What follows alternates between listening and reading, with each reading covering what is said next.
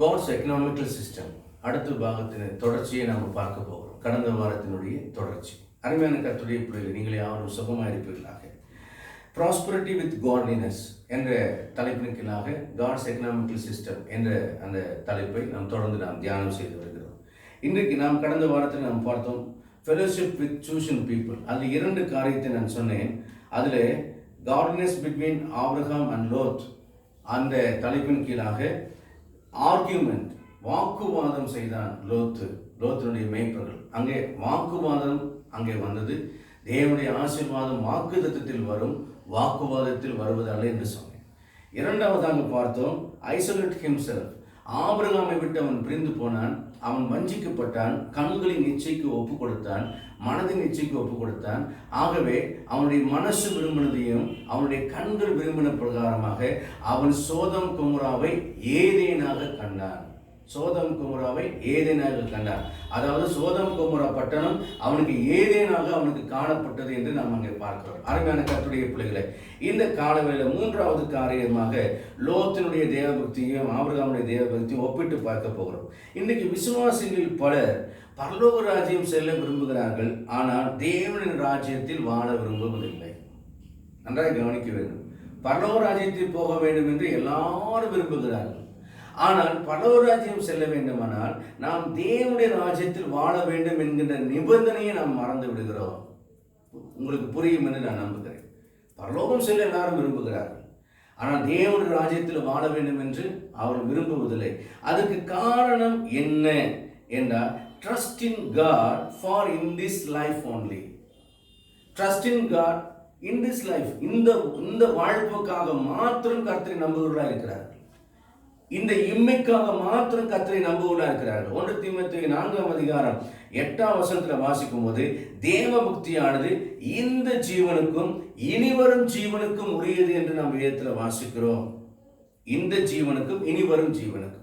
1 Corinthians 15:19 என்ன வாசிக்கிறேன்? இம்மைக்காக மாத்திரம் தேவன் பேர் நம்பிக்கையுள்ள மக்களாக இருந்தால் எல்லா மக்களையும் காட்டிலும் நாம் பரிதபிக்கப்படத்தக்கவர்களாக இருப்போம் என்று வாசிக்கிறோம். தேவனிடத்தில் வந்தால் இன்னைக்கு தவறாய் பிரசங்கிக்கப்படுகிறது. தேவனிடத்தில் வந்தால் அவங்களை ஆசீர்வதிப்பார், புது காரை தருவார், அழகான மனைவியை தருவார், நல்ல குழந்தையை தருவார், அதுலேயும் ஆண் குழந்தையை தருவார். பாருங்க, எந்த தீர்க்கதரிசியும் இதுவரைக்கும் நான் பார்த்த வரைக்கும் உண்மையான நல்ல தேவ மக்கள் இருக்கிறார்கள். நான் அவர்களை சொல்லவில்லை, மன்னித்துக் கொள்ளுங்கள்.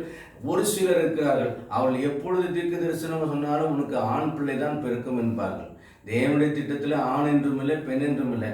அப்படி இருக்க வெறும் ஆண் பிள்ளையை மட்டும் ஏன் முன்னிலைப்படுத்த வேண்டும்? அருமையான கர்த்தருடைய பிள்ளைகளே, தேவனுடைய ஆவியை நாம் பகுத்தறிய வேண்டும். இன்றைக்கு மக்கள் விரும்புகிற வண்ணமாக அநேக காரியங்களை சொல்லி பழக்கப்பட்டு விட்ட ஊழியர்களினாலே நீங்கள் வஞ்சிக்கப்படாதபடி எச்சரிக்கையார்கள். தேவனுடைய தராசு நேர்மையாக இருக்கிறது, கர்த்தருடைய வார்த்தை சரியாக இருக்கிறது. அதில் இங்கேயும் அங்கேயும் நாம் விலக முடியாது. ஆகவே இம்மைக்காக நாம் தேவனை தெரிவுகளாக இருக்கக்கூடாது. தேவ பக்தி என்பது இந்த ஜீவனுக்குரியது மட்டுமல்ல, அது மறு உலக ஜீவனுக்கு உரியது என்று வேதம் சொல்கிறது.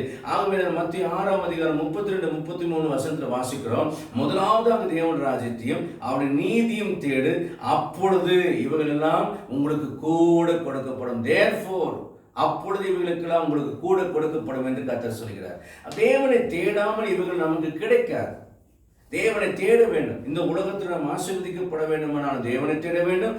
மறு உலக ராஜ்யத்துக்குள்ள பிரவேசிக்க வேண்டுமானால் தேவனை தேட வேண்டும். ஆகவே பரலோக ராஜ்யம் செல்ல விரும்புகிற யாரா இருந்தாலும் முதலாவதாக அவர்கள் தேவனுடைய ராஜ்யம் வாழ வேண்டும். தேவன் ராஜ்யம் நமக்குள் இருக்கிறது. அவர் நம்மை ஆள, நம்முடைய விருப்பங்களை ஆள, நம்முடைய வாழ்வை ஆள, அவர் நம்மை எல்லா விதத்திலையும் ஆளுகை செய்யும்படி நம்மை ஒப்பு கொடுக்கிற மக்களாக நாம் காணப்பட வேண்டும். அருமையான கர்த்தருடைய பிள்ளைகளே, ரோமர் 14ஆம் அதிகாரம் 17ஆம் வசனம் சொல்கிறது, தேவனுடைய ராஜ்யம் புசிப்பும் குடிப்பும் அல்ல, அது நீதியும் சமாதானம் பரிசுத்த ஆவியினால் உண்டாகிற சந்தோஷமா இருக்கிறது என்று பார்க்கிறோம். இன்னைக்கு உங்களுக்குள்ள பரிசுத்த ஆவியானவரால் உண்டாகிற அந்த தேவனுடைய ராஜ்யம் இருக்கிறதா? உங்களுடைய இருதயத்தில் நீதி இருக்கிறதா? உங்களுடைய இருதயத்தில் சமாதானம் இருக்கிறதா? உங்களுடைய இருதயத்தில் பரிசுத்த ஆவியானவருடைய வாசனை இருக்கிறதா? வாசம் பண்ணுகிறாரா? ஆவியானவர்களை நடத்துகிறாரா? பரிசுத்தாவே பரவாயில்லை, ஆனால் ஆவியானவர் நடத்துகிறார் என்று சொல்கிறார்.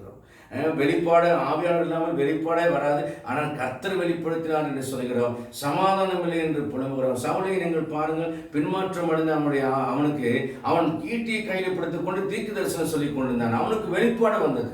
தீர்க்க தரிசனங்கள் வந்தது. உடையெல்லாம் கழட்டி போட்டு நிர்வாணியா கடந்தான் என்று நம்ம பார்க்கிறோம். அவனும் பலி செலுத்துகிறதை பார்க்கிறோம், கர்த்தரை தேடுகிறதை பார்க்கிறோம். ஆனால் தேவன் அவனை கைவிட்டதுனால அவனுக்கு எந்த வெளிப்பாடு வரல. ஆகவே அவன் சமாதானம் இல்லாமனாய் இருந்தான்.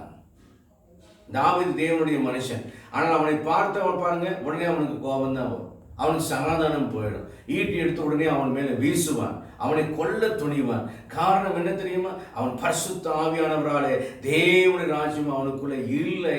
அவனை அசுத்த ஆவிகள் அவனை அலைக்கழித்தது, அசுத்த ஆவிகள் அவனுக்கு வெளிப்பாடு கொடுத்தது, அசுத்த ஆவிகள் அவனை வழிநடத்தி கொண்டது. ஆகவே அவன் இம்மைக்காக அவன் தேவனை தெரிகிற ஒரு மனிதனாய் காணப்பட்டபடினாலே அவன் கைவிடப்பட்டு போனதை நாம் பார்க்கிறோம். அருமையான கர்த்தருடைய பிள்ளைகளை, இன்று காலவெளியில தேவன் ராஜன் நமக்குள்ள வர நீங்கள் ஒப்பு கொடுத்துக்கலாம். சங்கீதம் 51 நம்ம வாசிக்கிறோம், உம்முடைய ரட்சணியத்தின் சந்தோஷத்தை திரும்ப எனக்கு தந்து உற்சாகமான ஆவி என்னை தாங்கும்படி செய்யும், அப்பொழுது நீ நொறுக்கின எலும்புகள் கடைகூறும் என்று சொல்கிறார். உற்சாகமான ஆவி என்னை தாங்கும்படி செய்யும். இன்னைக்கு உனக்கு உற்சாகம் இல்லாமல் போனதுக்கு காரணம் என்ன? நீ எல்லாரும் துக்கப்படுத்தி கொண்டிருப்பதற்கு காரணம் என்ன என்றால் ரட்சணியத்தின் சந்தோஷத்தை இழந்திருக்கிறோம். அருமையான கர்த்தருடைய பிள்ளைகளை, பரிசுத்தம் என்ற போர்வையிலேயே பிசாசு நம்மை கெடுத்துக் கொண்டிருக்க கூடும். அருமையான கர்த்தருடைய பிள்ளைகளை, பாவம் செய்து மனஸ்தாபப்பட்டு கண்ணீர் வடித்தவர்கள் பரிசுத்தமாக்கி கொண்டு தேவனுடைய கிருபை பெற்றவர்களாக வாழ்ந்து கொண்டிருக்கக்கூடும். ஆனால் மற்றவர்களை குற்றம் பார்த்தும் குற்றம் தீர்த்து கொண்டே கெட்டுப்போன மக்கள் உண்டு. அருமையான கர்த்தருடைய பிள்ளை, தேவன் ராஜ்யம் உங்கள் இதயத்திலே வாசம் பண்ணுகிறது. அது புசிப்பும் குடிப்பும் அல்ல, புசிப்பும் குடிப்பும் அல்ல, அது நீதியானது, சமாதானமானது.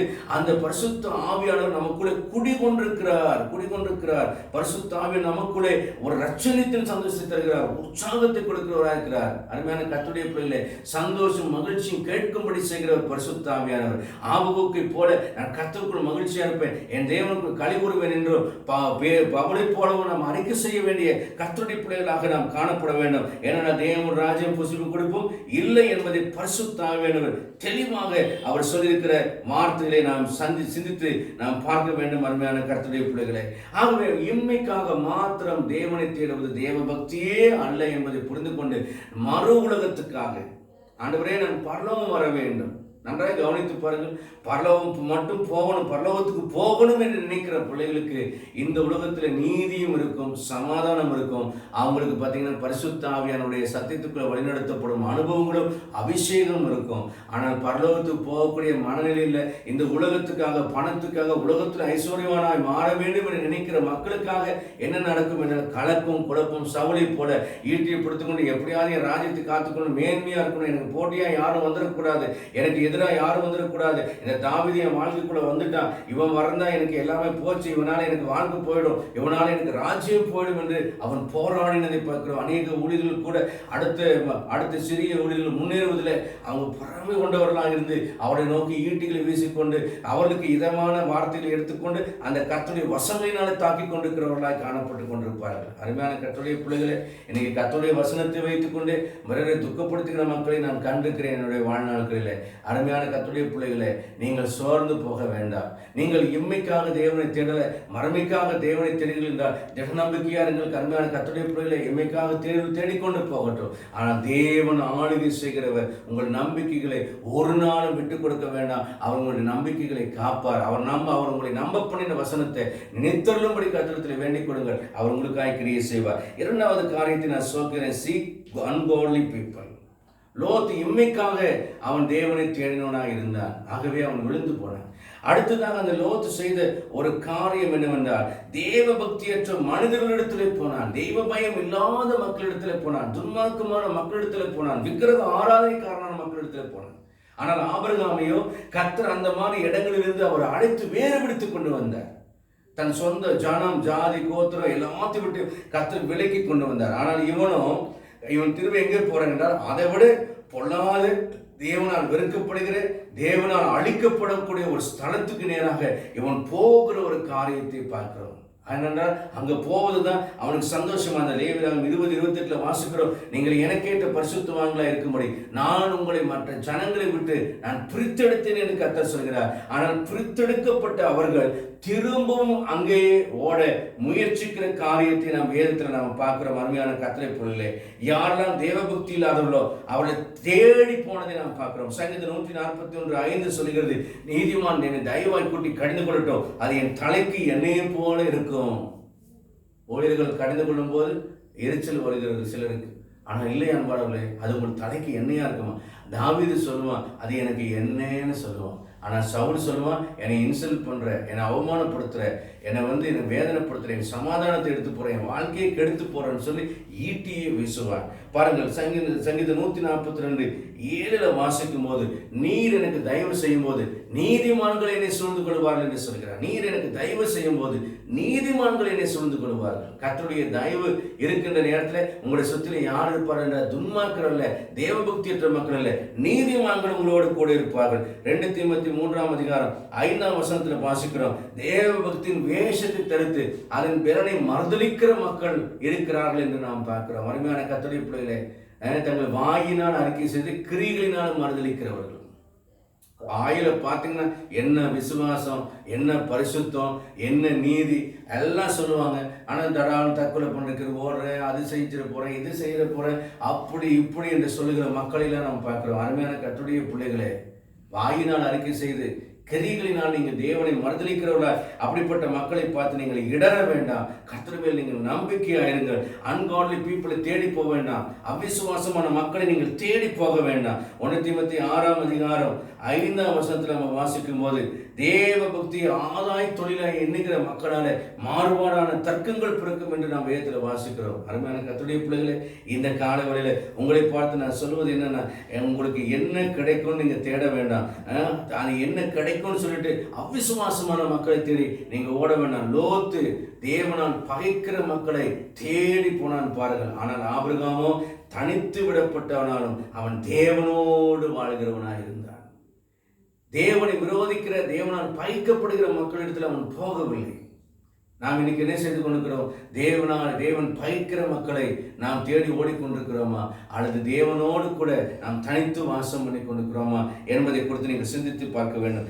5ஆவதாக நாம் பார்க்கிறோம், அன்காட்லி பீப்புள் அவன் தேடி போனான். அடுத்தது அவனுடைய ஐக்கியம் அன்காட்லி பீப்புளோடு இருந்துச்சு. தேவபக்தியற்ற மக்களோடு கூட லோத்துக்கு ஐக்கியம் உள்ளது. ஆனால் ஆபிரகாமுக்கோ ஈசாக்கு கல்யாணம் பண்ணும்போது என்னுடைய ஜனத்துக்கு நீ போய் கல்யாணம் பண்ணுன்னு சொன்னார். ஆனால் இந்த லோத்தை போல தேவபக்தியற்ற மக்களிடத்தில் சம்பந்தம் கொள்ளவில்லை. ஆதியாகமம் 19:14 வாசிக்கிறோம், அந்த சோதம் குமராவுக்கு கூட அவனுடைய மருமக்கள் மாறு கூட அவன் பேசினான். தன் பிள்ளைகள் இருவருக்கும் அவங்களை விவாதம் செய்து வைக்க அவன் விரும்பினான். பாருங்கள், கர்த்தர் அழிக்கும் போது அந்த எச்சரிப்பை கொடுத்த போது அந்த மருமக்கள் மாறு என்ன செய்தார்கள் என்றால், இவன் சொன்ன தேவ எச்சரிப்பை கேட்டு சிரித்து பரியாசம் பண்ணினார்கள் என்று வேதம் சொல்கிறது. 2 கொரிந்தியர் 6:14-18 வாசிக்கிறோம். அந்நிய நுகத்தில் அவிசுவாசிகளுடைய பிணைக்கப்படாத, இதெல்லாம் நமக்கு நன்றாக தெரிந்த ஒரு விஷயமா இருக்கிறது. நாம் தேவ பக்தியாக நடந்தால்தான் நாம் ஆசீர்வதிக்கப்பட முடியும். ஆகவே அருமையான கர்த்தர், நாம் அவிசுவாசிகளோடு கூட நாம் ஐக்கியப்படக்கூடாது. அவிசுவாசிகளோடு ஐக்கியப்படக்கூடாது. முதலாவது, இம்மைக்காக நாம் தேடுகிறவர்களாக இருக்கக்கூடாது. தேவனுடைய ராஜ்யத்தை தேடுகிறவர்களாக நாம் காணப்பட வேண்டும். அருமையான கர்த்தருடைய பிள்ளைகளை, 2ஆவதாக நாம் பார்த்தது போல தேவனுடைய பரிசுத்தத்திற்காக அன்காட்லி பீப்புள் கிட்ட நம்ம தேடி போகக்கூடாது. அவர் நம்ம வேறுபடுத்தி எடுத்துக்கிறார். நாம் தனித்து வாசம் பண்ண வேண்டும். 3ஆவதாக தேவபக்தியற்ற மக்களோடு கூட நாம் ஐக்கியப்படக்கூடாது.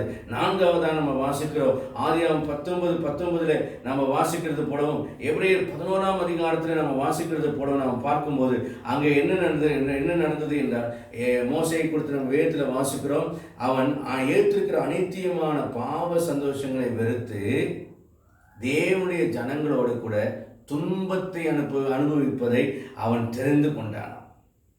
தேவனுடைய ஜனங்களோடு கூட துன்பத்தை அனுபவிப்பதை அவன் தெரிந்து கொண்டான் என்று எழுதப்பட்டிருக்கிறது. ஆனால் இங்கே நாம் பார்க்கிறோம், 19ஆம் அதிகாரம் ஆதியாகமம் 19ஆம் வசனத்தில் பார்த்தா, உமது கண்களில் உமது அடியனுக்கு கிருபை கிடைத்ததே, என் பிராணனை காக்க தேவன் எனக்கு செய்த கிருபை இப்படிதான் விளங்க பண்ணினேன். மலைக்கு ஓடி போக என்னால் முடியாது, இந்த சமபூமிக்கு நான் ஓடி போகிறேன். ஏன்னா மலைக்கு ஓடி போனால் தீங்கு என்னை தொடரும் அப்படின்னு அவன் கேட்கிறான். யார்? லோத்து கேட்கிறான். ஆண்டவரை பார்த்து கேட்கிறான். அந்த சமபூமி என்பது என்ன என்றால், பாடு அனுபவிக்க, துன்பம் அனுபவிக்க, உன்னதமான மேன்மையான ஆவிக்குரிய அனுபவங்களை அனுபவிக்க எனக்கு மனசில்லை.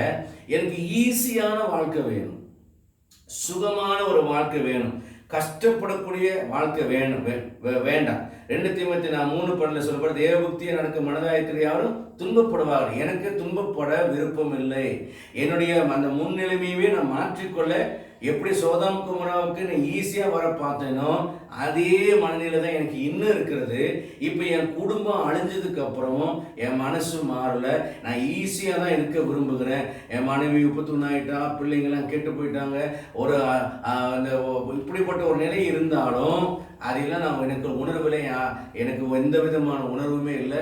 நான் இன்னும் சுகமாக நான் வாழணும், இன்னும் நான் இனிமையாக வாழணும், இன்னும் எனக்கு கஷ்டம் இல்லாமல் தான் நான் வாழணும்னு தேடித்தான் இப்போ நான் என்ன பண்ணேன்னா சமபூமி கேட்குறேன். நீர் வச்சுக்கிற மலையே என்னன்னா அது உன்னதமான அனுபவம். மலையில் ஏறதுங்கிறது கஷ்டமான அனுபவம். தீங்கு எனக்கு வந்துடும் சொல்லலாம். உண்மையில் என்னென்னா ஆபத்து வரும்போது மலைகளிலே தான் தஞ்சம் அடைவார்கள். அதுதான் பாதுகாப்பான இடம். அப்படி நான் மலையினா சங்கீதம் 24 15 சங்கீதத்தில் வாசிக்கும் போது என்ன வாசிக்கிறோம்? மலையின் அனுபவங்கள் என்பது உன்னதமான மேன்மையான நற்குணாதிசயங்கள் நிறைந்த ஒரு ஆவிக்குரிய ஆனந்தமான உன்னத அனுபவம். ஆனால் அந்த உன்னத அனுபவத்தில் நடக்கவில்லை. மோசையை போல, மோசையை பாருங்கள், நாம் எப்படிப்பட்டதாக இருக்க வேண்டும்? மோசையை போல ஏற்றிருக்கிற பொக்கிஷத்தை விட, ராஜ மேன்மையை விட, ஏற்றிருக்கிற அநீத்தியமான பாவ சந்தோஷங்களை அனுபவிப்பது பார்க்கலாம். தேவனுடைய ஜனங்களோட துன்பத்தை அனுபவித்திருந்து கொண்டு ராஜாவின் கோபத்திற்கு பயப்படாமல் எகிப்தை விட்டு போனான் என்று எழுதப்பட்டிருக்கிறது. ஆனால் வனாந்தரத்திலே இஸ்ரவேல் ஜனங்கள் என்ன செய்தாங்க? நாங்கள் எகிப்திலேயே செத்திருந்தா பரவாயில்ல என்று தங்கள் இருதயத்திலே அவர்கள் எகிப்துக்கு திரும்பினார்கள் என்று எழுதப்படுகிறது. தேவன் எந்த தேசம் வேண்டாம் என்று அவர்களை கொண்டு வந்தாரோ அவர்கள் தங்கள் இச்சைகள், சாப்பாட்டு இச்சை, அநேகமாக எகிப்தில் அந்த சாப்பாடுலாம் அவங்களுக்கு அப்படியே மறக்க முடியல. எகிப்தில் அந்த உறவுகளெல்லாம் மறக்க முடியல. ஆகவே திரும்பவும் நாங்கள் அங்கே போய் அந்த கொமட்டிக்காய், வெளிரிக்காய், மீன் அங்கே ஃப்ரெஷ்ஷாக கிடைக்கும். நல்ல ஃப்ரெஷ்ஷான மீன் கிடைக்கும். அங்கெல்லாம் அப்படி காய்கறிகள் எல்லாம் அப்படி இருக்கும். விதவிதமான தின்பண்டங்கள் கிடைக்கும். அங்கே எவ்வளோ சந்தோஷம். பச்சை பசைகள்னு சோதோம் குமோரா எனக்கு எப்படி அழகாக இருக்கிறது, ஏதேன் தோட்டத்தை போல் இருக்கிறது. ஐயோ என் இருதயம் கொள்ளை கொண்டு போகுது என்று சொல்லிட்டு திரும்பி போனான். ஆனால் பாருங்கள், ஆனால் இஸ்ரவேல் ஜனங்களும் மோசேவும் எகிப்தை விட்டு போகும்படி கர்த்தரால் நடத்தப்பட்டார்கள். என்ன கர்த்தருடைய வாக்குத்தத்தம் கானானில் தான் இருக்கிறது. கானான் வனாந்திரமாக இருந்தாலும் அந்த பரவாயில்ல, நான் இங்கே தான் இருப்பேன். எனக்கு ஆகாரம் கிடைக்கல நானும் பரவாயில்ல, குடிக்க தண்ணீர் கிடைக்கல நானும் பரவாயில்ல, எனக்கு வேற வஸ்திரம் கிடைக்காத இடம், வேற செருப்பு கிடைக்காத இடம் பரவாயில்ல என்று சொல்லி மோசே அங்கே பிரயாணப்பட்டான். பாருங்கள் நடந்தது என்ன? கர்த்தர் வஸ்திரம் பழசா உடல, செருப்பு தேய உடல, வானத்தின் அப்பத்தையும் கண்மணி தண்ணீரையும் கொடுத்தவர்களை போஷித்தார். அருமையான கர்த்தருடைய பிள்ளைகளை கர்த்தர் ஒரு நாள் உங்களை கைவிட மாட்டார். வாக்குத்தத்தத்தின் தேசத்தில் நடக்கிற உங்களை கர்த்தர் ஒரு நாளும் கைவிட மாட்டார். ஒரு நாளும் கைவிட மாட்டார். ஏன்னா நீங்கள் தேவபக்தியாய் நடக்க மனதாக இருந்து விட்டீர்கள் அல்லவா? எகிப்தை விட்டுவிட மனதாக இருந்து விட்டீர்கள் அல்லவா? பாவ சந்தோஷங்களை வெறுக்க நீங்கள் மனதாக இருந்து விட்டீர்கள் அல்லவா? ஆகவே கர்த்தர் கைவிட மாட்டார். மறுபடியும் சொல்கிறேன், அநேகமான பாவ சந்தோஷங்களை அனுபவிப்பதை அவன் வெறுத்ததுனாலே கர்த்தர் மோசையை கைவிடலை. அவனை கர்த்தர் உயர்த்தி தேவ மனுஷனாய் மாற்றினார்.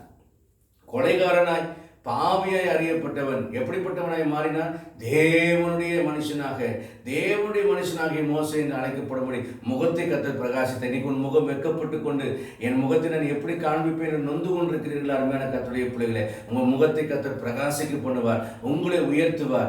அந்த எகிப்தின் பொக்கிஷங்களை தான் கர்த்தர் கொள்ளை பொருளாக இஸ்ரவேல் புறப்படும் போது கொடுத்தார். மோசேக்கு முன்பாக அத்தனை பொண்ணோடு மேல் வந்தது, போதை நீ கொண்டு வராது என்று சொல்ற அளவுக்கு கர்த்தர் அவளை ஆசீர்வதித்தார். அவனமாகவே உங்களை தேவன் ஆசீர்வதிக்க வளர்கிறார். ஏழாவதாக ஒரு காரியத்தை சொல்லி நான் முடிக்கிறேன். ஆதியாகமம் 14 அதிகாரம் 11, 12 வசனங்களில் நாம் வாசிக்கும் போது இந்த வசனங்களில் இவ்வளமாக நாம் வாசிக்கிறோம். அவர் சோதோமிலும் கொமானுக்கிற பொருள்கள் எல்லாவற்றையும், போதன பதார்த்தங்கள் எல்லாவற்றையும் எடுத்துக்கொண்டு போய்விட்டார்கள். ஆபிரகாமுடைய சகோதரனுடைய குமாரனாகிய லோத்தும் சோதோமில் குடிந்தபடி அவனையும் அவன் பொருள்களையும் கொண்டு போய்விட்டார்கள். அவர் லோத்தையும் அடிமையாக கொண்டு போய்விட்டார்கள் என்று பார்க்கிறோம். பாருங்க, எந்த ஏது தேசத்தை, எந்த சோதோம் குமோராவை நம்பினானோ அந்த சோதோம் குமோராவிலே அவன் கொள்ளையடிக்கப்பட்டான். அவனுடைய உடைமைகள் எல்லாம் எடுத்துக்கப்பட்டு அவன் அடிமையாக்கப்பட்டான். தேவன் இந்த எச்சரிப்பிலே மனம் திரும்பி இருக்க வேண்டும். ஆனால் லோத்து மனம் திரும்பவில்லை. ஆனால் என்ன செய்தான்? எந்த ஆபிரகாமுடைய ஐக்கியம் வேண்டான்னு வந்தானோ அவன் மனைவி கொள்ளையடிக்க அடிமையாக கொண்டு போகப்பட்டான். அவனுடைய பிள்ளைகள் அடிமையாக கொண்டு போகப்பட்டார்கள். சோதோமில் இருக்கிற பொருள்கள் எல்லாம் கொள்ளையடிக்கப்பட்டது. எல்லாவற்றையும் இழந்து இவனும் அடிமையாக போய் இவன் தன் சுயேஷ்டத்தை நடக்க முடியாதவனாய் அடிமையாக கொண்டு போய்ப்பட ஒரு செய்தி ஆபிரகாமுக்கு வருகிறது. இந்த மாதிரி உங்களை விட்டு பிரிஞ்சு போன இவங்க இப்போ அடிமையாக இருக்கிறார்கள், அவங்க எல்லாத்தையும் இழந்து விட்டார்கள் என்று உடனே தன் வீட்டில் பிறந்த பிள்ளைகள் 318 பேருக்கு, ஆதியாகமம் 14ஆம் அதிகாரத்தில் 13-16 வரைக்கும் வாசிக்கிற 318 பிள்ளைகளுக்கு ஆயுதம் தரிப்பித்து அவர்களை ஆபிரகாம் அழைத்து கொண்டு போய் அந்த ராஜாக்களோடு யுத்தம் பண்ணினான். பாருங்கள், அந்த ராஜாக்களெல்லாம் முறியடித்தான் என்று வேதம் சொல்கிறது. முறியடித்து எல்லா சோதோம் கொமோரா ராஜாக்களையும் அவருடைய பொருள்களையும் ஜனங்களையும் அவன் விடுவித்தான். அவனுடைய சகோதரனுடைய குமாரனாக லோத்தையும் அவனுக்கு உண்டானதை கர்த்தர் விடுவித்தார் என்று பார்க்கிறோம். ஆபிரகாமின் மூலமாக தேவன் ஒரு அற்புதத்தை செய்ததை பார்க்கிறோம். அருமையான கர்த்தருடைய பிள்ளைகளே, தேவனுடைய எச்சரிப்பை இந்த லோத் அசட்டை பண்ணினால்தான் அவனுக்கு இந்த நிலைமை வந்தது. இந்த எச்சரிப்பிலேயே அவன் மனம் திரும்பி இருந்திருக்க வேண்டும். அவன் மனம் திரும்பாதனால்தான் சோதோம் கொமோராவில் அவன் மனைவி முழுவதும் அவனுக்கு கிடைக்காமல் உப்பு தூணாய் மாறி போனால், பிள்ளைகள் ஒரு அருவருப்பான ஒரு சந்ததியை பெற்றெடுக்க காரணமாக மாறி போனான். ஆனால் கர்த்தருடைய பரிசுத்தமான நாமத்துக்கு மகிமை உண்டாட்ட அருமையான கர்த்தருடைய பிள்ளைகளே, தேவனுடைய எச்சரிப்புக்கு நீங்கள் செவி கொடுக்க. தேவனுடைய மனுஷனாக ஆபிரகாமை விட்டு அவன் பிரிந்து போனது, அவன் எல்லாவற்றையும் இருந்து அடிமையாய் நான் பாருங்கள். இப்போ இங்கே வாக்குவாதம் செய்ய முடியுமா? இப்போ உன்னை விட்டு பிரிந்து போகிறேன் என்று சொல்ல முடியுமா? ஆபிரகாமோடு ஒத்து போக முடியாது என்று சொல்ல முடியுமா? இல்லை இந்த சொத்துக்காக நான் வாழ்வேன் என்று சொல்ல முடியும். ஏன்னா எல்லாவற்றையும் இழந்து விட்டானே. அருமையான கர்த்தருடைய பிள்ளைகளே, ஆனால் ஆபிரகாமை பாருங்கள், கர்த்தரையே நம்பி வாழ்ந்ததுனால இவன் ஆசீர்வதிக்கப்பட்டவனாகவும் இருந்தான். மற்றவர்களை ஆசீர்வதிக்கத்தக்கதாக அடிமைத்தனத்திலிருந்து மீட்கிறவனாகவும் அவன் மாறினான். அருமையான கர்த்தருடைய பிள்ளைகளே, நீங்கள் ஆபிரகாமை போல தேவ பக்தியாய் நடந்தால் உங்களை மீட்கிற மக்களாக கர்த்தர் மாற்றுவார். லோத்தை போல அடிமையாக்க மாட்டார். நீங்கள் மீட்டுக் கொள்கிற மக்கள், பிறரை மீட்கிற மக்கள், பிறரை விடுதலை கொடுக்கிற மக்கள், பிறரை ஆசீர்வதிக்கிற மக்கள், பிறரை போஷிக்கிற மக்களாக நீங்கள் காணப்படுகிற மோசையை போல ஒரு தேவ மனுஷனாக மாறி நீங்கள் ஒரு சாம்ராஜ்யத்துக்கு எதிராகவே நீங்கள் ஒரு பிசாசுடைய வல்லமையை அழிக்கக்கூடிய ஒரு சக்தியாக தேவனுடைய கரத்தின் வல்லமையுள்ள மக்களாக நீங்கள் மாறுவீர்கள். ஆகவே அருமையான கர்த்தருடைய பிள்ளைகளே, நம்முடைய பொருளாதார செழிப்பில் மிகவும் அடிப்படையாக இருப்பது தேவ பக்தி. ஆகவே தேவ பக்தியுள்ள தேவனால் அழைக்கப்பட்ட மக்களோடு கூட உங்களுடைய ஐக்கியத்தை உறுதிப்படுத்துங்கள். Fellowship with chosen people. தேவனால் அழைக்கப்பட்ட மக்களோடு, தெரிந்து கொள்ளப்பட்ட மக்களோடு, தேவ பக்தியுள்ள மக்களோடு நீங்கள் ஐக்கியமாருங்கள். ஆபிரகாமிட்ட வாக்குவாதம் செய்ய வேண்டாம். லோத்துவே ஆபிரகாமிடத்தில் வாக்குவாதம் செய்ய வேண்டாம். ஆபிரகாமே லோத்து மேல வாக்குவாதம் செய்ய மாட்டார். அவர் வாக்குத்தத்தத்தை பிடித்துக் கொள்வார். இரண்டாவதாக பார்க்கிறோம், அவர் பிரிந்து போகிறவர் அல்ல, கர்த்தர் வைத்த தேசத்தில் நம்பிக்கையோடு கர்த்தரோடு வாழ்கிறவர். ஆனால் லோத்தோ சோதோம் கொமோராவை ஏதேன் என்று சொல்லி கண்களின் நிச்சயின்படி மனதின் நிச்சயின்படி ஓடி அவர் கெட்டு போகிற ஒரு மனிதர். ஆபிரகாமோ இம்மைக்காக அவர் தேவனை தேடினவரல்ல, கூடாரங்களில் ஈசாக்கோடு கூடியிருந்து வருங்கால வீடாகிய பரலோக ராஜ்யத்திற்காக அவர் காத்திருந்தவராக இருந்தார். இவனோ இம்மைக்காக தேடி கெட்டு போனார். ஆபிரகாம் எப்படிப்பட்டவராக இருந்தார்? அவர் அன்கார்லி பீப்புளோரை தேடி அவரிடத்தில் உதவி பெறுவதற்காக தேடி போனவராக அல்ல. ஆனால் லோத்தோ தேவ பக்தி இல்லாத மக்களிடத்தில் அவரை தேடி உதவிக்காக தேடி போனதை பார்க்கிறோம். ஐந்தாவதாக ஆபிரகாம் தன் மகனுக்கு அவர் தன் சுய ஜனத்திலிருந்து அவர் பொண்ணு எடுத்தார். அந்நிய நுகத்தில் அவர் பிணைப்படவில்லை. ஆனால் லோத்தோ சோதோம் கொமோரா மக்களிடத்தில் ஒரு மருமக்கள் மாற தெரிந்து கொண்டு அவர்களோடு கூட ஐக்கியப்படும்படி அந்நிய நுகத்தில் பிணைக்கப்படும்படி போனார். ஆபிரகாமோ எப்படிப்பட்டவராக இருந்தார்? அனித்தியமான பாவ சந்தோஷங்களுக்காக வாழ்கிறவர்கள அவர் மழையின் அனுபவத்தில் இருந்தார், உன்னத அனுபவங்கள் இருந்தார். போராட்டங்கள் இருந்தது, சோதனைகள் இருந்தது, பிரச்சனைகள் இருந்தது, அங்கே மரண பள்ளத்தாக்கெல்லாம் இருந்தது. ஆனால் அவர்களுக்கு மத்தியிலே கர்த்தருடைய வசனங்களை பிடித்துக் கொண்டு கர்த்தரோடு மாத்திரம் ஒட்டி வாழ்கிறவராக இருந்தார். கர்த்தருடைய வழிநடத்தலுக்கு தன்னை ஒப்புக் கொடுத்தவராக இருந்தார். ஆனால் அந்த லோத்தோ அவர் சுகமுள்ள ஒரு வாழ்க்கையை, சுய இஷ்டமான ஒரு வாழ்க்கையை வாழ விரும்பினார். இருந்தார் மழையின் அனுபவங்களாக உன்னத அனுபவங்களுக்கு வாழ அவர் விரும்பவில்லை. மோசையை போல அனித்தியமான பாவ சந்தோஷங்களை வெறுத்து தேவனுடைய ஜனங்களோடு தேவனுடைய வசங்களுக்காக வாக்குத்தத்தங்களுக்காக அவர் பாடுபட விரும்பவில்லை. அடுத்ததாக நம்ம பார்த்தோம், ஆபிரகாம் எப்படிப்பட்டவராக இருந்தார்? தேவனுடைய எச்சரிப்பை அசட்டை பண்ணாமல் அந்த தேசத்திலே கூட இருந்தார். எகிப்துக்கு போகாதனா எகிப்துக்கு போகாமல் இருந்தார். இங்கே இருந்தா இங்கே இருப்பார், இதை விட்டுருந்தா விட்டுருவார். கர்த்தர் சொன்ன எல்லாவற்றுக்கும் கீழ்ப்படிந்து அவருடைய எச்சரிப்பு கீழ்ப்படுந்தவராக இருந்தார். ஆனால் இந்த லோத்தோ எதுக்குமே அவர் கீழ்ப்படியவில்லை. அதனுடைய விளைவாக அவர் அடிமையாக கொண்டு போகப்பட்டதும் அல்ல, அவர் எல்லாவற்றையும் இழந்து போனவருமாய் மாறினார். நீங்கள் ஆபிரகாமை போல தேவபக்தியாயிருங்கள். ஆபிரகாமுடைய ஐஸ்வர்யத்தை பூமி தாங்கக்கூடாது போல தேவன் உங்களையும் ஆசீர்வதிக்க வல்லமையுள்ளவராக இருக்கிறார். அன்பானவர்களே, தேவனுடைய ஆசீர்வாதத்தின் திட்டத்தில் தேவ பக்தி இல்லாமல் நமக்கு பொருளாதார செழிப்பு இல்லை. ஏனால் தேவ பக்தி இந்த உலகத்தின் பொருளாதார செழிப்புக்கு மட்டுமல்ல, மறு உலகத்தின் கொண்டு செல்கிறது. நம்முடைய பொருளாதாரத்தில் தேவ பக்தி இருந்தால் மட்டும்தான் இந்த பொருளாதாரத்தினாலே கர்த்தர் நமக்கு கொடுக்கிற செழிப்பினாலே தேவ திட்டங்கள் இந்த பூமியிலே நிறைவேறும், மறுமையிலே நிறைவேறும். இந்த பூமியில் நமக்கு ஏராளமாய் கொடுப்பதற்கு காரணம், இதை நாங்கள் அனுபவித்து நாம் பிறருக்கும் பகிர்ந்து கொடுத்து அதன் வழியாக நாம் மறிக்கும் போது நித்திய வீடுகளிலே நமக்கு ஏராளமான நன்மைகளை சேர்த்துக் கொள்வதாக நாம் காணப்பட வேண்டும், பரலோகத்தில் மகிமை பெற்றுக் கொள்ள வேண்டும் என்பதற்காகத்தான் தேவனை நம்மை ஆசீர்வதிக்கிறார். ஆகவே இந்த தேவ பக்தியோடு கூட நாம் செயல்படுவான கர்த்தர் நிச்சயமாக நம்மை ஆசீர்வதிப்பார். சோர்ந்து போகாதீர்கள். நீண்ட காலமாக நீங்கள் ஆசீர்வதிக்க போராடி கொண்டிருக்கிறீர்களா? தி ஃபெலோஷிப் வித் காட்லி பீப்புள், தேவ ஜனங்களோடு கூட நீங்கள் ஐக்கியப்படுங்கள். மோசேயை போல நீங்கள் ஐக்கியப்படுங்கள். லோத்தை போல நீங்கள் விலகி ஓடுகிறாராமல் ஐக்கியப்படுகிறா இருந்தால் கர்த்தர்களை ஆசீர்வதிப்பார். நாம் கண்களை மூடி ஜெபம் பண்ணுவோம். பரிசுத்தமான பிதாவே, இந்த நல்ல வழிக்கு நாங்கள் ஜெபிக்கிறோம். இன்றைக்கு கேட்ட வேத வார்த்தையில் மூலியமாய் நாங்கள் தேவ பக்தியும் தேவனுடைய பொருளாதார செழிப்பையும் ஆண்டவரே நாங்கள் இணைத்து, ஆண்டவரே காட்ஸ் ப்ராஸ்பரிட்டி அன்று கர்த்தாவே காட்லினஸ் அண்ட் காட்ஸ் ப்ராஸ்பரிட்டி என்ற தலைப்பில் நாம் பார்த்தோம். ஆண்டவரே, ஆபிரகாமை விட்டு லோத்து பிரிந்தது போல நாங்கள் இந்த லோத்தினுடைய செயல்களையும் செய்யாதவர்களாக இருந்து ஆபிரகாமை போல உத்தமமாய் தேவனை பின்பற்றி அன்றைய தேவனுடைய வாக்குத்தத்தத்திலேயும் கர்த்தருடைய வசனத்திலேயும் சத்தியத்திலேயும் வழி நடந்து நாங்கள் ஆசீர்வதிக்கப்பட கிருபைதார். வஞ்சிக்கிற ஆவிகள் எங்களை மோசம் வைக்காதபடி, உலகத்தின் இச்சை மாம்சத்தினத்தின் ஜீவனத்தின் பெருமை வழிவிலக செய்யாதபடி எங்களை காத்துக்கொண்டு நம்முடைய சத்தியத்தின் வழியிலே நடக்கவும் உத்தமத்திலே நடக்கவும் ஆண்டவரே நீர் வைத்த ஸ்தானத்தில் நிற்கவும் உமக்காக வாழவும் ஆண்டவரே உண்மையே சேர்ந்து ஜீவிக்கவும் எங்களுக்கு அனுக்கிரகம் செய்ய முடியாது நம்முடைய கருத்தை ஒப்பு கொடுத்து நாங்கள் ஜெபிக்கிறோம். இதுவரைக்கும் நீர் செய்த எல்லா நன்மைகளுக்காக நன்றி. இனிமேல் நீர் செய்ய போகிற எல்லா கிருபைகளுக்காக நன்றி.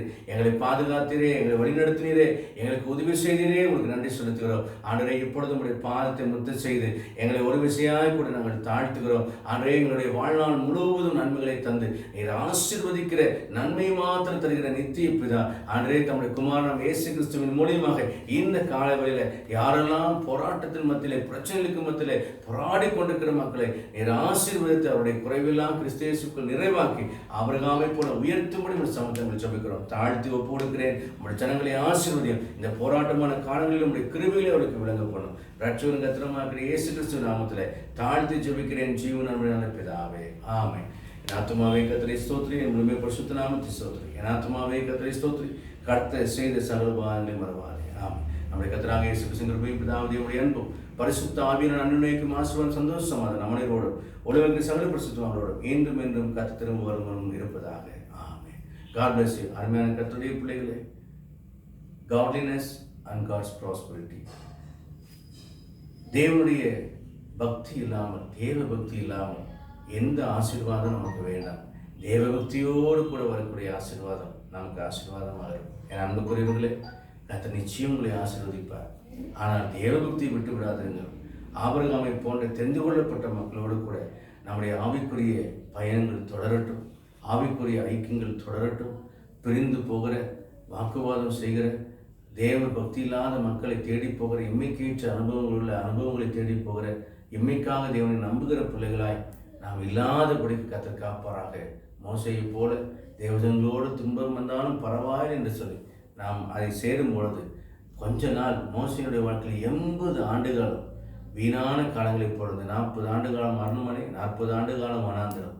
ஆனால் பாருங்கள், 81வது வயதில் தேவன் தம்முடைய திட்டத்தை விளங்க பண்ணி 40 ஆண்டுகள் மோசேயை கர்த்தர் மகிமைப்படுத்தினார். உங்களையும் அவனமாக மகிமைப்படுத்துவார். நாட்கள் உண்டு, காலங்கள் உண்டு.